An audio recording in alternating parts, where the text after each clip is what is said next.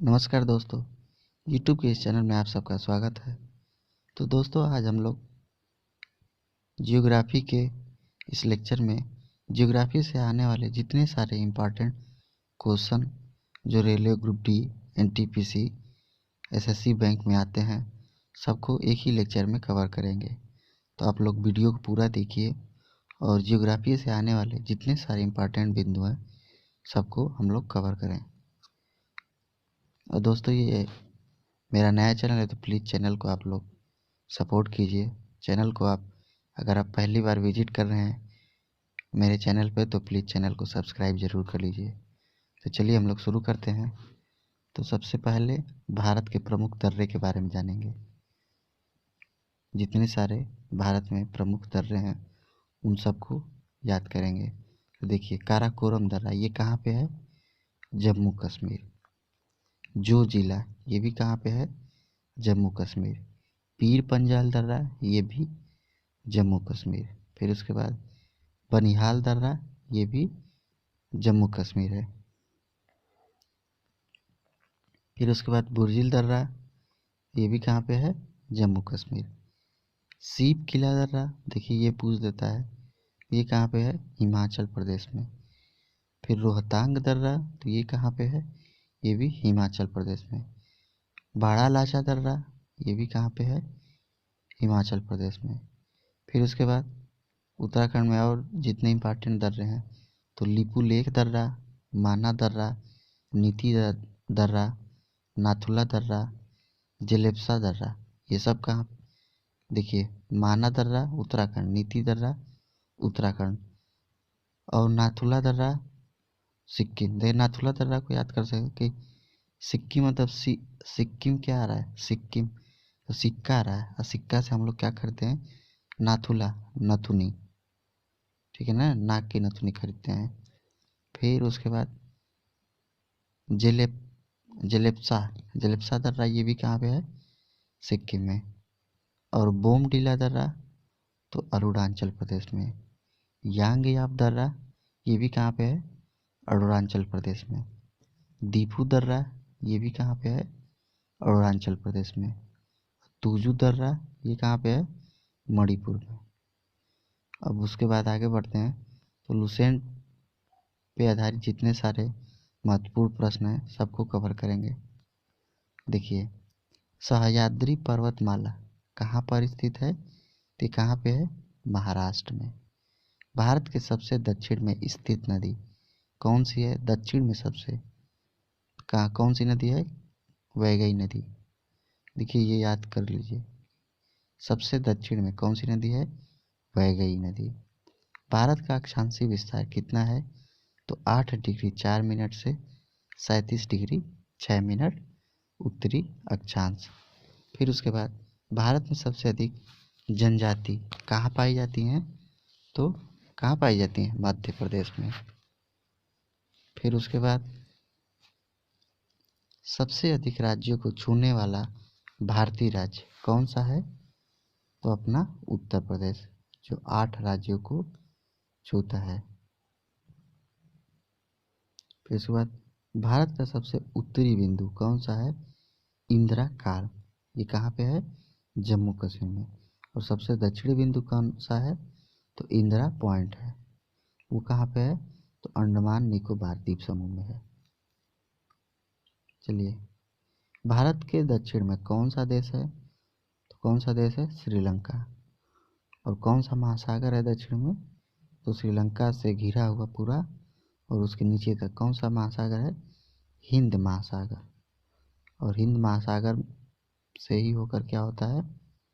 उसमें भूमध्य रेखा और उसके नीचे 23.5 डिग्री दक्षिण में मकर रेखा गुजरता है। फिर उसके बाद सर्वप्रथम इंडिया शब्द का प्रयोग भारत के लिए किस भाषा में किया गया था? तो कौन से भाषा में किया गया था? ग्रीक भाषा में। आगे बढ़ें तो व्यापारिक रूप से मत्स्य पालन का व्यवसाय किस नाम से जाना जाता है? तो उसे क्या कहते हैं? PC culture. आप इसको ऐसे याद कर सकते हैं कि जैसे मछली आपको बनाना है तो मछली बनाने के लिए आप क्या है कि मसाला लिए हैं तो मसाला को पीसेंगे। मछली बना लेंगे तो भाई पीसी कल्चर।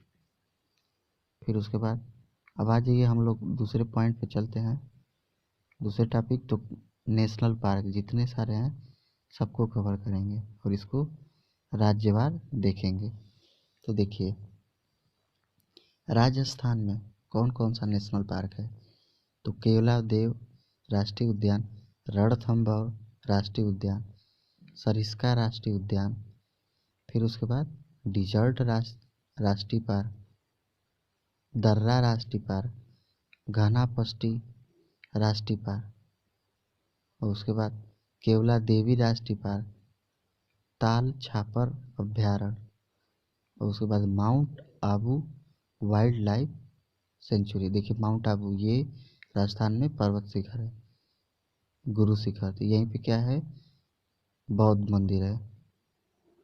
यहाँ पे राजस्थान में, यहाँ पे माउंट आबू में क्या होता है, बहुत ठंडा एरिया रहता है। फिर उसके बाद आप मध्य प्रदेश के जितने सारे हैं उसको याद करेंगे। तो कान्हा राष्ट्रीय पार्क, देखिए ये कान्हा तो अक्सर एग्जाम में पूछता है, सारे एग्जाम में, यूपी टेट में भी ये अक्सर पूछ देता है। फिर उसके बाद पेंच राष्ट्रीय पार्क, पन्ना राष्ट्रीय पार्क, सतपुड़ा राष्ट्रीय पार्क, फिर उसके बाद वन विहार राष्ट्रीय पार्क, रुद्र सागर झील राष्ट्रीय पार्क, फिर उसके बाद Bandhavgarh national park, Sanjay national park, Madhav राष्ट्रीय पार्क और कूनो नेशनल पार्क, फिर मांडला प्लांट फॉसिल राष्ट्रीय पार्क। अब देखिए अरुणाचल प्रदेश में कौन सा है, तो नामदफा राष्ट्रीय पार्क। हरियाणा में कौन सा है, तो सुल्तानपुर राष्ट्रीय पार्क, कलेसर राष्ट्रीय पार्क।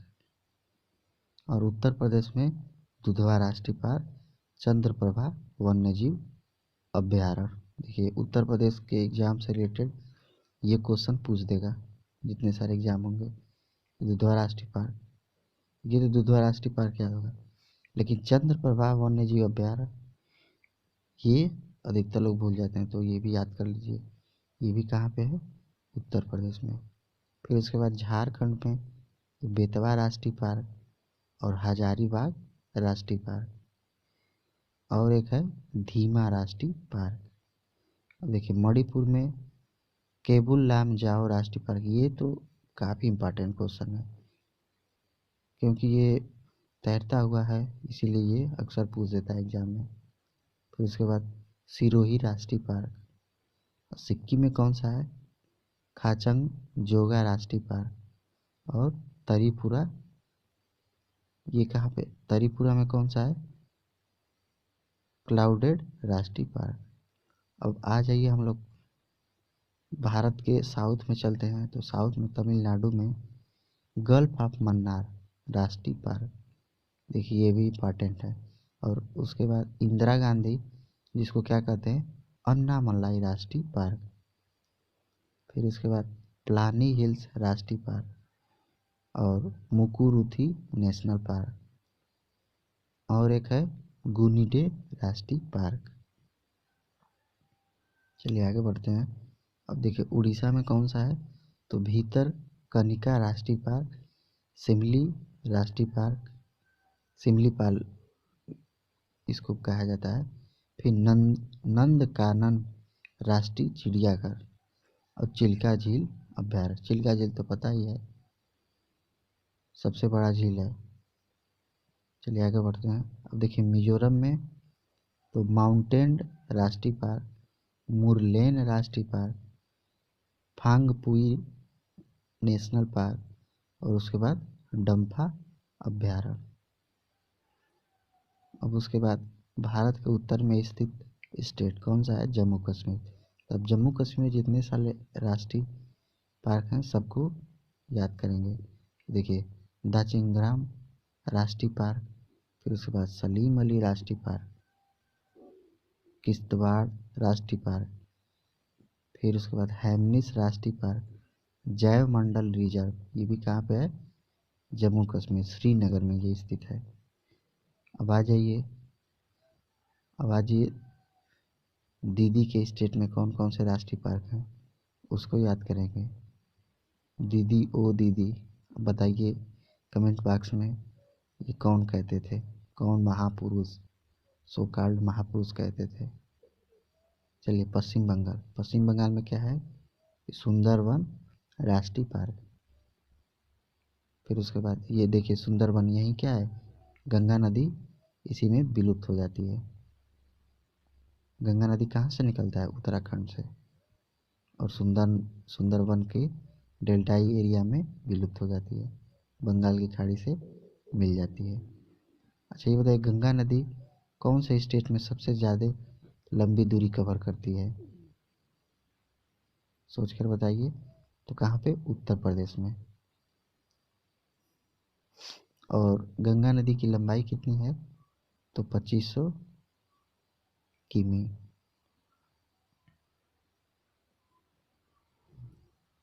चलिए आगे बढ़ते हैं। बुक्सा राष्ट्रीय पार्क, फिर उसके बाद जलदपारा राष्ट्रीय पार्क, नेक्स्ट गोरुवारा राष्ट्रीय पार्क, फिर उसके बाद सिंघालिया राष्ट्रीय पार्क, और एक बचा है नियोरा वैली राष्ट्रीय पार्क। अब आ जाइए हम लोग असम चलते हैं। असम पहुंच गए हैं आप, तो चलिए शुरू करते हैं। अब असम में जितने सारे राष्ट्रीय पार्क हैं सबको देखते हैं। तो देखिए मानस राष्ट्रीय पार्क, काजीरंगा राष्ट्रीय पार्क, नामेरी राष्ट्रीय पार्क, राजीव गांधी ओरांग पार्क, डिब्रूगढ़ सेखोवा राष्ट्रीय पार्क। फिर उसके बाद फिर साउथ में अब चलिए, तो साउथ में आंध्र प्रदेश में हम लोग पहुंच गए। देखिए आंध्र प्रदेश में कसरू ब्रह्मानंदम रेड्डी। देखिए रेड्डी जहाँ आ जाएगा तो ये समझिए कि साउथ से रिलेटेड ही है, वहाँ के लोगों के नाम में भी रेड्डी होता है, ऐसा लगता है कि जैसे वो लोग हमेशा रेडी रहते हैं।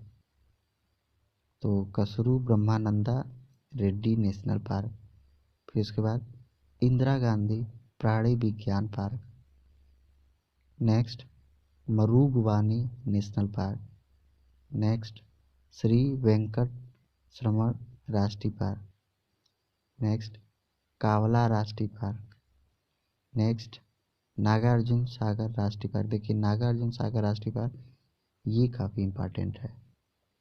फिर उसके बाद नेक्स्ट नेलापत्तू राष्ट्रीय पार्क, ये सब कहाँ पे है, आंध्र प्रदेश में। अब चलिए महाराष्ट्र में जितने सारे हैं सबको देखते हैं। तो महाराष्ट्र में बोरीवली, जिसको संजय गांधी कहते हैं, तो संजय गांधी राष्ट्रीय पार्क। फिर दूसरे नंबर पे चांदोली राष्ट्रीय पार्क, फिर उसके बाद तंबोड़ा राष्ट्रीय पार्क, गुग्गामल राष्ट्रीय पार्क, नेक्स्ट नवागांव राष्ट्रीय पार्क, नेक्स्ट तंसा राष्ट्रीय पार्क, ये कहाँ पे है, मुंबई ठाणे में। फिर उसके बाद मेलघाट राष्ट्रीय अभ्यारण्य, तो ये सब कहाँ पे है, महाराष्ट्र में है। अब उसके बाद भारत का सबसे बड़ा द्वीप, उसमें अंडमान निकोबार, तो वहाँ पे जितने सारे हैं सबको कवर करते हैं। तो सैंडल पीक राष्ट्रीय उद्यान, महात्मा गांधी मैरीन बंदूर राष्ट्रीय उद्यान, फिर उसके बाद फोसिल राष्ट्रीय पार्क, नेक्स्ट कैंपबेल राष्ट्रीय पार्क, नेक्स्ट गलेथा राष्ट्रीय पार्क, फिर उसके बाद नेक्स्ट माउंट हैरिट राष्ट्रीय पार्क, और नेक्स्ट रानी झांसी मैरीन राष्ट्रीय पार्क। फिर उसके बाद हिमाचल प्रदेश में देखिए कौन कौन से राष्ट्रीय पार्क हैं। तो पिन वैली राष्ट्रीय पार्क, ग्रेट हिमालय राष्ट्रीय पार्क, रोहल्ला राष्ट्रीय पार्क, कीर गंगा राष्ट्रीय पार्क। फिर उसके बाद नेक्स्ट सिमलबरा राष्ट्रीय पार्क, इंद्र किला राष्ट्रीय पार्क, और सीकरी देवी राष्ट्रीय पार्क।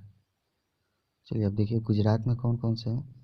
तो गिर राष्ट्रीय पार्क, मरीन राष्ट्रीय पार्क, ब्लैक बक बोलते हैं राष्ट्रीय पार्क, और गल्फ ऑफ कच्छ। तो गल्फ ऑफ कच्छ तो आप जानते हैं ये कहाँ पे है, गुजरात में है। ये कहाँ पे होगा, गुजरात में। फिर उसके बाद एक बचा है तो बसंदा नेशनल पार्क। अब देखिए उत्तराखंड में भी काफ़ी इम्पोर्टेंट है, जो अक्सर पूछ देता है। तो उत्तराखंड में जिम कॉर्बेट राष्ट्रीय पार्क और वैली ऑफ फ्लावर राष्ट्रीय पार्क, नंदा देवी राष्ट्रीय पार्क। फिर उसके बाद राजा जी, अब ऐसे इसको इसे याद कर सकते कि राजा जी कहाँ चले गए, उत्तराखंड। राजा जी हैं तो क्या करते हैं, जिम करते हैं महाराजा। राजा जी का क्या नाम है, गोविंद, तो गोविंद पासु बिहार नेशनल पार्क। देखिए गंगोत्री तो ये पता ही उत्तराखंड से निकलता है, तो गंगोत्री राष्ट्रीय पार्क, ये याद हो जाएगा। और देखिए राजा जी जो हैं किससे मिले जा रहे हैं, नंदा देवी से। कहाँ पे, वैली ऑफ फ्लावर। तो वैली ऑफ फ्लावर, फ्लावर का ऐसे समझिए कि गुच्छा लेकर। देखिए उत्तराखंड में जितने हैं सबको आप मेमोराइज कर सकते हैं कि एक राजा जी हैं, वो क्या करते हैं, जिम करते हैं। उनका क्या नाम है, गोविंद पासु। ठीक। अब उसके बाद जो गोविंद पासु हैं, तो ये वैली ऑफ फ्लावर लेकर कहाँ चले गए, नंदा देवी से मिलने। तो उत्तराखंड में अब जितने सारे हैं, आई थिंक अब तक आप लोग को याद हो गया होगा। चलिए आगे बढ़ते हैं छत्तीसगढ़ में। तो छत्तीसगढ़ में कौन सा है, कांगेर घाटी, कांगेर वैली राष्ट्रीय पार्क। फिर उसके बाद इंद्रावती राष्ट्रीय पार्क और गुरु घासी, इसको संजय गांधी के नाम पर रखा गया राष्ट्रीय उद्यान। और देखिए करंट में कौन सा एक बना है, तमोर पिंगला राष्ट्रीय, ये भी कहाँ पे है, छत्तीसगढ़ में। अब देखिए केरल में, तो केरल में कौन कौन सा है देख लेते हैं। साइलेंट वैली राष्ट्रीय पार्क, पेरियार नेशनल पार्क, फिर उसके बाद मेथी केतन नेशनल पार्क और अन्नामुदाई नेशनल पार्क। देखिए अन्नामुदाई, तो अन्नामलाई पर्वत शिखर है ना, तो उसी के नाम पे अन्नामुदाई नेशनल पार्क। फिर उसके बाद एर्नाकुलम नेशनल पार्क। देखिए पेरियार नेशनल पार्क जो है, तो वहाँ पे क्या है, पेरियार नदी है, तो उसी से पड़ गया है। और देखिए मैथी केतन नेशनल पार्क, तो इसको आप याद कर सकें, मेथी, ये जब मसाला होता है, तो मसाला सबसे ज़्यादा कहाँ पे होता है, केरल में, तो उसी के नाम पे पड़ गया है। हम लोग आ जाएं कर्नाटक में। तो कर्नाटक में कौन कौन से हैं, बांदीपुर राष्ट्रीय पार्क, नागरहोल, इसको क्या कहते हैं, राजीव गांधी राष्ट्रीय पार्क सॉरी। फिर उसके बाद अंसी राष्ट्रीय पार्क, नेक्स्ट बनेर घाटला राष्ट्रीय पार्क, और उसके बाद कुंडरमुख नेशनल पार्क, और एक बचा है तुंगभद्रा राष्ट्रीय पार्क। अब आते हैं पंजाब में। तो पंजाब कहाँ पे है, भारत के उत्तर में है, जम्मू कश्मीर से सटा हुआ है, उत्तराखंड से सटा हुआ है। पंजाब में ही क्या है, अमृतसर मंदिर, गोल्डन टेम्पल है। देखिए तो पंजाब में कौन सा है, हरिके वेटलैंड नेशनल पार्क। अब देखिए इसको आप याद कर सकते हैं, हरिके बैराज कहाँ पे है, पंजाब में है, तो हरिके से ही पड़ गया है, हरिके वेटलैंड नेशनल पार्क। फिर उसके बाद तेलंगाना पे, तेलंगाना में कौन कौन सा है, महावीर हरीना वन स्थली नेशनल पार्क, और दूसरा कौन सा है, किन्नरसानी अभयारण्य। चलिए आगे बढ़ते हैं। अब देखिए गोवा में, तो गोवा में जाते हैं, तो गोवा में कौन कौन सा है, सलीम अली बर्ड सेंचुरी, फिर उसके बाद नेत्रावली वन्यजीव पार्क, नेक्स्ट चौरा राष्ट्रीय पार्क, और उसके बाद भगवान महावीर नेशनल पार्क।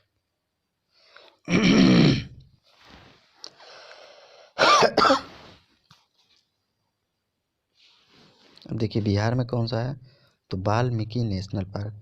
इसको तो आप ऐसे याद करेंगे कि बिहार में वाल्मीकि जी पहले रहते थे, तो उन्हीं के नाम पे पड़ गया है, तो वाल्मीकि नेशनल पार्क। फिर उसके बाद विक्रमशिला गंगटीक डॉल्फिन सेंचुरी, उसके बाद next Kanwar lake bird sanctuary. देखिए नागालैंड, नागालैंड कहाँ पे है, तो भारत भारत के जो नक्शा है इसमें किस स्थान ये लोकेटेड है, तो भारत के ये पूरब में स्थित है और इसी से अरुणाचल प्रदेश, असम ये सब सटा हुआ है। फिर उसके बाद नागालैंड, उसके आगे क्या है, दूसरा देश म्यांमार है। म्यांमार को पहले क्या बोला जाता था, यंगून के नाम, रंगून के नाम से जाना जाता था। तो देखिए नागालैंड में कौन सा है, इंटागकी अभ्यारण्य। और देखिए नागालैंड की राजधानी कहाँ पे है, कोहिमा, तो कोहिमा में ये है। फिर उसके बाद मेघालय, अच्छा मेघालय की राजधानी क्या होगी, शिलांग। तो मेघालय में कौन कौन सा है, बलफक्रम नेशनल पार्क, फिर उसके बाद सिजू अभ्यारण्य, फिर उसके बाद नांगखिलेम अभ्यारण्य और नोकरे अभ्यारण्य। देखिए ये नोकरे है तो नोक्रेक अभ्यारण्य, तो नोक्रेक तो याद हो जाएगा। मेघालय मतलब क्या, मेघ, मेघ मतलब कि बारिश, बारिश इतना ज़्यादा हुआ कि जो घर था नोक्रेक, नोक्रेक क्रेक नहीं हुआ, बारिश ज़्यादा भी होने पर भी जो घर था वो क्रेक नहीं हुआ। चलिए अब नदियों से रिलेटेड जितने सारे इम्पॉर्टेंट बिंदु हैं सबको कवर करेंगे। तो भागीरथी नाम से गंगा को कहाँ बुलाया जाता है, तो गंगोत्री के पास। यह क्या है, यह हिमानी गंगा का उद्गम स्थल है। जैसे गंगा नदी जो है तो भागीरथी और अलकनंदा से मिलकर बना है, तो उसी से रिलेटेड पूछ रहा है कि भागीरथी नाम से गंगा को कहाँ बुलाया जाता है, तो कहाँ पर, गंगोत्री के पास। फिर उसके बाद गंगोत्री कहाँ स्थित है और इसकी ऊंचाई कितनी है, तो उत्तराखंड के उत्तरकाशी जिले में 3900 किमी की ऊंचाई पर। देखिए यहाँ पे 3900 किमी, ठीक है, की ऊंचाई पर गोमुख के निकट गंगोत्री हिमानी गंगा का उद्गम स्रोत है। फिर उसके बाद अलकनंदा का उद्गम स्रोत क्या है, तो अलकनंदा भी क्या है, बद्रीनाथ के ऊपर संतोपत हिमानी, जिसे अलकापुरी हिमनद कहते हैं, तो गंगा नदी को गंगा कहकर वहाँ पे बुलाया जाता है। फिर उसके बाद देवप्रयाग के बाद जहाँ अलकनंदा और भागीरथी आपस में मिलती हैं, तो उसके बाद ये कहाँ पे जाता है, तो हरिद्वार के निकट। फिर उसके बाद ये मैदानी भाग में पहुँचता है। अब ये पूछ रहा है कि गंगा नदी को जगह जगह अलग नाम से जाना जाता है, जिसे गंगा नदी को पद्मा नाम से कहाँ पे बोला जाता है, तो बांग्लादेश में। तो आप ऐसे याद कीजिए कि भारत है तो भारत में अलग अलग स्टेट में, जैसे उत्तराखंड से नदी निकली, उत्तराखंड से होते हुए उत्तर प्रदेश में आई। अच्छा ये बताइए उत्तर प्रदेश के किस ज़िले में गंगा नदी प्रवेश करती है, तो बिजनौर में, तो उत्तर प्रदेश में आई। फिर उसके बाद उत्तर प्रदेश के बलिया से बिहार निकल गई, बिहार के बाद पश्चिम बंगाल।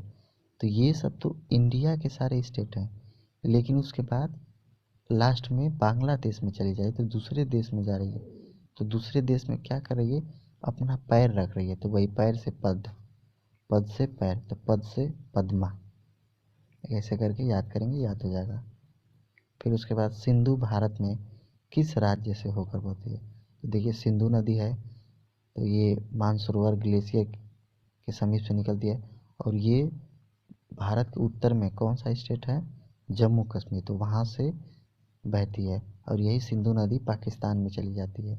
देखिए सिंधु नदी पे ही भारत और पाकिस्तान के बीच में सिंधु नदी समझौता हुआ है कि कौन सा देश कितना पानी यूज करेगा। तो देखिए सिंधु नदी पाकिस्तान में जाकर ये पे कहाँ पे मिल जाता है, तो पाकिस्तान के मिठानकोट में मिल जाता है।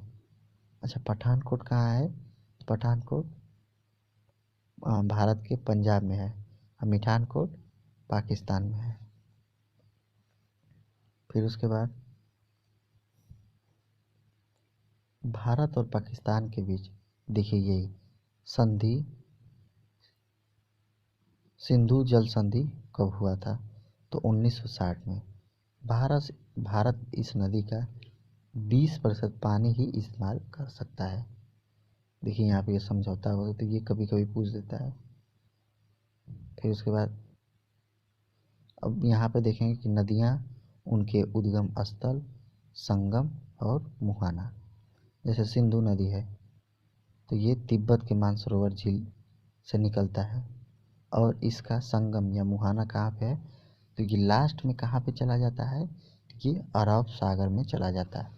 अरब सागर कहाँ पे है, तो भारत के पश्चिम में है, कच्छ का जो एरिया है उसके बाद गुजरात के बाद है।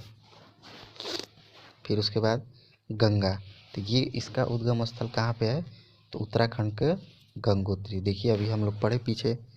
फिर उसके बाद इसका संगम या मुहाना कहाँ पे जाके ख़त्म हो जाता है, तो बंगाल की खाड़ी में जाके ये मिल जाता है। फिर उसके बाद यमुना नदी, तो ये भी उत्तराखंड के यमुनोत्री हिमालय से निकलता है, और बंदरपूछ के पश्चिमी ढाल पर स्थित जो ये यमुनोत्री हिमालय है।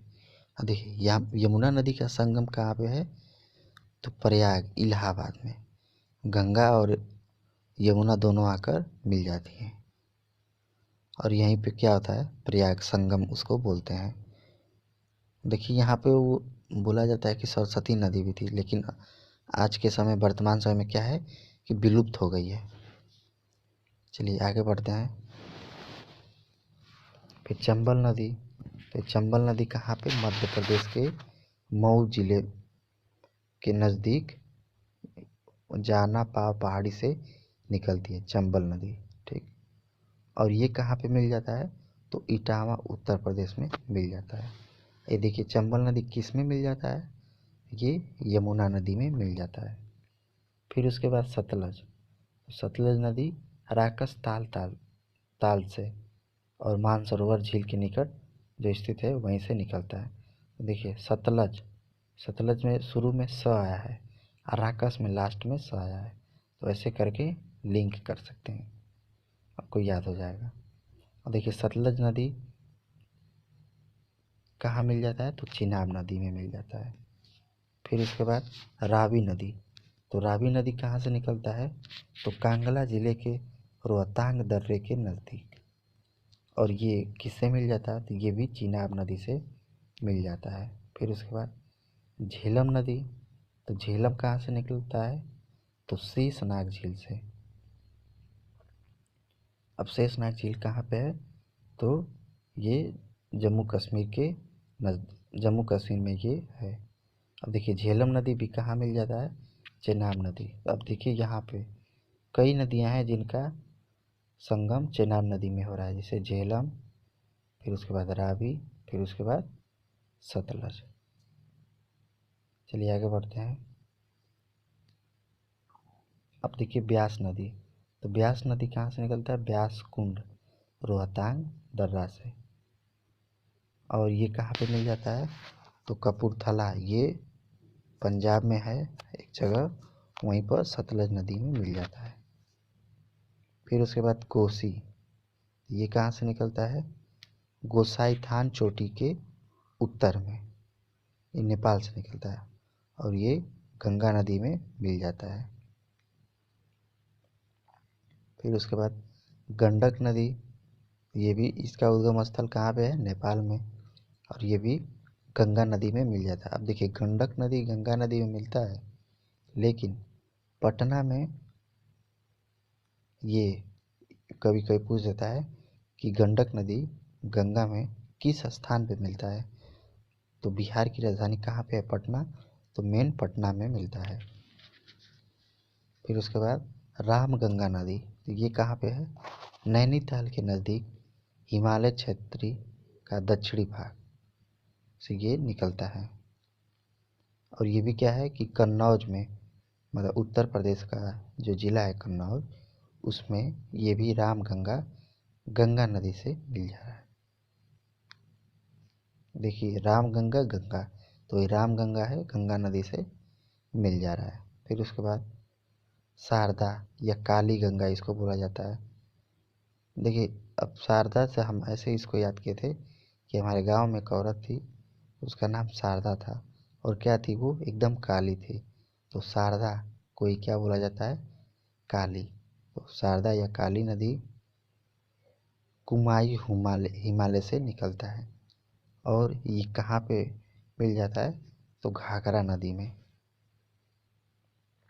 देखिए ऐसे याद कर सकते हैं कि जो औरत है उसका नाम शारदा है, जो काली है वो क्या पहनेगी? घाघरा पहनेगी। तो वही घाघरा नदी में लास्ट में जाके मिल जाती है। फिर उसके बाद अब घाघरा नदी के बारे में जानते हैं।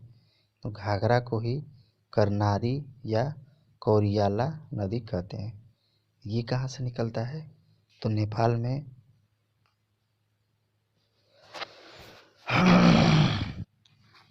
देखिए ये घाघरा या करनारी या कोरियाला, तो ये नेपाल में तकलाकोट से निकलता है। और ये भी घाघरा नदी कहाँ पे मिलता है? गंगा नदी में।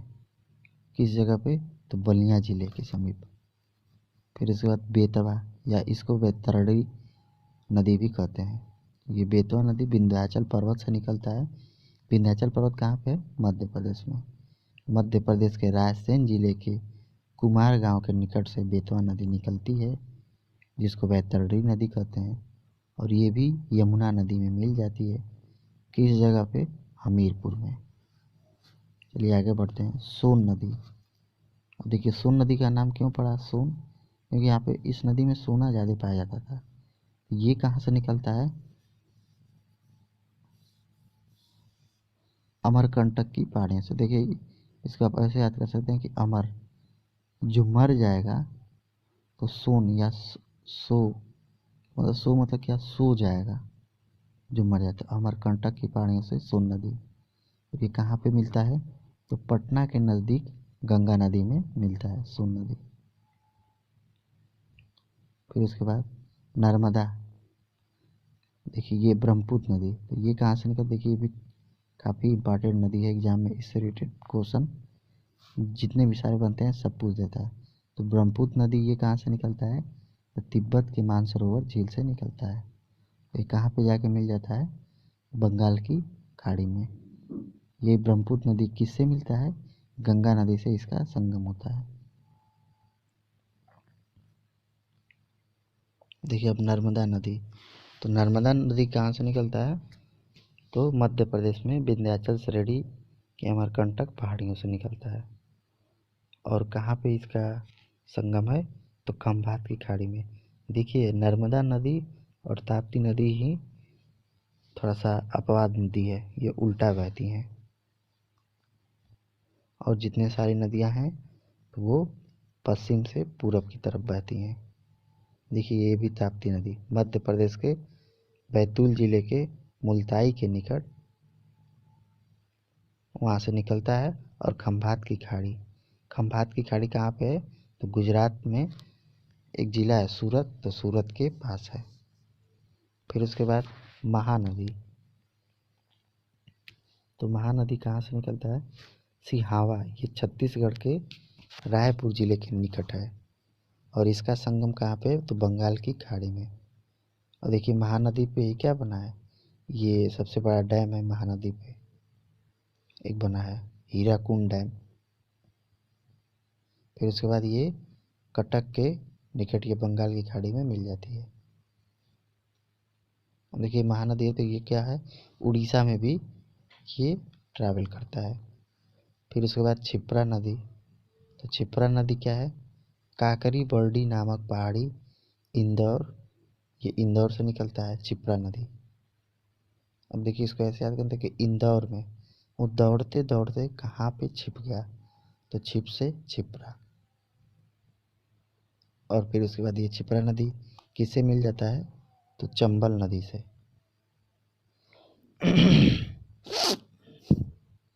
देखिए एक बार और रिवीजन करें तो ये क्षिप्रा नदी तो ये कहाँ से निकलता है? इंदौर से।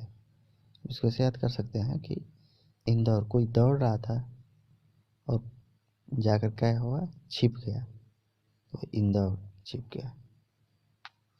और ये कहाँ पे मिल जाता है? किस नदी से मिलता है? तो चंबल नदी से। फिर उसके बाद माही नदी। तो माही नदी मध्य प्रदेश के धार जिले के अमझोरा में मेहद झील से निकलता है। और ये खंभात की खाड़ी में जाके मिल जाता है। फिर उसके बाद लूनी नदी, ये भी क्या है, अजमेर ज़िले में स्थित नाग पहाड़ी से निकलता है, मतलब अरावली पर्वत से निकलता है। और लूनी नदी कच्छ के रण में जाकर क्या होता है, ये विलुप्त हो जाता है ये। अब उसके बाद हुगली नदी, तो हुगली नदी यह गंगा की शाखा है जो धुलिया मतलब पश्चिम बंगाल के दक्षिण गंगा से अलग होती है। और ये भी कहाँ पे जाके मिल जाती है, तो बंगाल की खाड़ी में जाकर मिल जाती है। फिर उसके बाद कृष्णा नदी, ये कहाँ से इसका उद्गम है, महाबलेश्वर के निकट जो पहाड़ी है वहाँ से। और ये कहाँ पे जाकर मिल जाता है, तो बंगाल की खाड़ी में जाकर मिल जाता है। चलिए आगे बढ़ते हैं। अब देखिए दक्षिण में जितनी सारे इम्पॉर्टेंट नदी हैं उनको देखेंगे। तो गोदावरी नदी, देखिए गोदावरी महाराष्ट्र के नासिक जिले के त्र्यंबकेश्वर गांव की एक पहाड़ी है, वहाँ से निकलता है और ये जाकर कहाँ मिल जाता है, बंगाल की खाड़ी में। मतलब ये पश्चिम से किधर बह रहा है, पूरब की तरफ बह रहा है। देखिए गोदावरी नदी कहाँ से निकल रहा है, महाराष्ट्र से, महाराष्ट्र के नासिक जिले से। फिर उसके बाद कावेरी नदी, फिर ये ब्रह्मगिरी पहाड़ी से, मतलब कि कर्नाटक के कुर्ग जिले से निकलता है। ये कहाँ पे जाके मिल जाता है, तो बंगाल की खाड़ी में जाकर मिल जाता है। चलिए आगे बढ़ते हैं। आगे है तुंगभद्रा नदी। अब देखिए इसका उद्गम स्थल कहाँ पे है, तो गंगामूल चोटी से तुंगा और काडूर से भद्रा, मतलब कि कर्नाटक में इसका उद्गम स्थल है तुंगभद्रा का। और ये संगम इसका किस नदी से है, तो तुंगभद्रा नदी का संगम कृष्णा नदी से है। साबरमती नदी, तो ये कहाँ से निकलता है, जय समुद्र झील से। उदयपुर जिले के अरावली पर्वत पर स्थित है जय समुद्र झील। अब देखिए उदयपुर कहाँ जिला का, कौन सा स्टेट का है, तो राजस्थान का है। और फिर उसके बाद इसका संगम कहाँ पे है, तो खंभात की खाड़ी में ये चला जाता है। फिर उसके बाद सोम नदी, तो ये भी कहाँ पे है, राजस्थान का उदयपुर जिला के बीछा मेढ़ा से निकलता है। और इसका संगम कौन सी नदी के साथ है, तो माही नदी के साथ। कहाँ पे, बपेश्वर के निकट। फिर उसके बाद पेन्नार नदी, तो ये क्या है कि नंदी दुर्ग पहाड़ी से निकलता है। नंदी दुर्ग पहाड़ी कहाँ पे है, कर्नाटक में। पेन्नार नदी, देखिए इसका उद्गम, ये पेन्नार नदी याद कीजिएगा क्योंकि ये एग्जाम में पूछ देता है कभी कभी। ये साउथ का जो पेन्नार नदी है, पेरियार नदी। तो पेन्नार नदी, अब ये कहाँ पे इसका संगम है, तो बंगाल की खाड़ी में। अब देखिए पेरियार, यह नदी केरल में बहती है और कहाँ पे जाके मिल जाती है, तो पेरियार झील पर। अपने नाम, अपने नदी के नाम पे ही आगे चल के एक झील बनाती है, उसी में जाके मिल जाती है। फिर उसके बाद उमियम नदी, तो ये मेघालय में है और उमियम झील ये बनाता है यही नदी, उसी में जाकर मिल जाता है।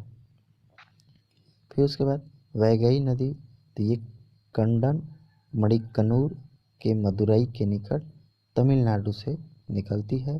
और वैगई नदी भी बंगाल की खाड़ी में जाकर मिल जाती है। फिर उसके बाद दक्षिणी टोंस नदी, तो ये तमसा कुंड जलाशय कैमूर की पहाड़ियों में स्थित है, जो तमसा कुंड जलाशय वहाँ से निकलती है। और ये जो टोंस नदी है सिरसा के निकट गंगा नदी में मिल जाती है।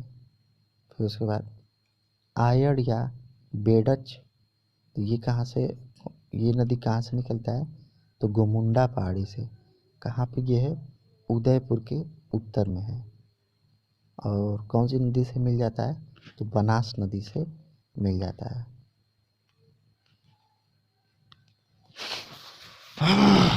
तो उसी से रिलेटेड और कुछ मुख्य बिंदु हैं, उसको भी एक बार देख लेते हैं। तो भारत का प्रथम राष्ट्रीय उद्यान कौन सा है, तो जिम कॉर्बेट। ये कहाँ पे है, उत्तराखंड में। जिम कॉर्बेट में हमने और कौन सा बताया था, राजा जी, नंदा देवी और उसके बाद एक गोविंद था। फिर उसके बाद जिम कॉर्बेट का पुराना नाम क्या था? Heli national park. देश में सबसे अधिक राष्ट्रीय उद्यान कहाँ पे है? तो मध्य प्रदेश में है। भारत का सबसे बड़ा राष्ट्रीय उद्यान कौन सा है? हेमिस। ये कहाँ पे है? जम्मू कश्मीर के लेह जनपद में है। हेमिस राष्ट्रीय उद्यान कितने किलोमीटर में फैला है? तो 3568 किलोमीटर में हेमिस राष्ट्रीय उद्यान फैला है। फिर उसके बाद जाड़े में साइबेरियाई सारस भारत में कहाँ दिखाई पड़ते हैं? तो राजस्थान में केवलादेव घाना पक्षी विहार है, वहीं पे आते हैं। फिर उसके बाद सरिस सरिस्का भारत के बाघ अभयारण्य की स्थापना किस वर्ष हुई थी? तो 1955 में हुई थी। कान्हा भारत के बाघ अभयारण्य की स्थापना किस वर्ष हुई थी? तो 1995 में। फिर उसके बाद जिम कॉर्बेट भारत के बाघ अभयारण्य की स्थापना किस वर्ष हुई थी? तो 1957 में। आगे बढ़ते हैं। दुधवा भारत के बाघ अभयारण्य की स्थापना किस वर्ष हुई थी? 1958 में। फिर उसके बाद देखिए पलामू भारत के बाघ अभयारण्य की स्थापना किस वर्ष हुई थी? 1973। ये जो बाघ अभयारण्य की स्थापना है, ये कम से कम क्वेश्चन पूछता है।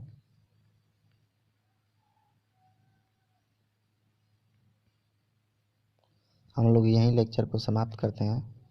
आगे हम लोग नेक्स्ट वीडियो में ज्योग्राफी से रिलेटेड और सारे जितने सारे इम्पॉर्टेंट बिंदु पॉइंट जो एग्ज़ाम में अक्सर पूछे जाते हैं, सबको हम लोग कवर करेंगे। और साथ ही ये मेरा नया चैनल है तो प्लीज़ चैनल को थोड़ा सा सपोर्ट कीजिए, चैनल को लाइक शेयर सब्सक्राइब जरूर कीजिए। ठीक है, हम लोग मिलते हैं नेक्स्ट वीडियो में। तब तक के लिए धन्यवाद।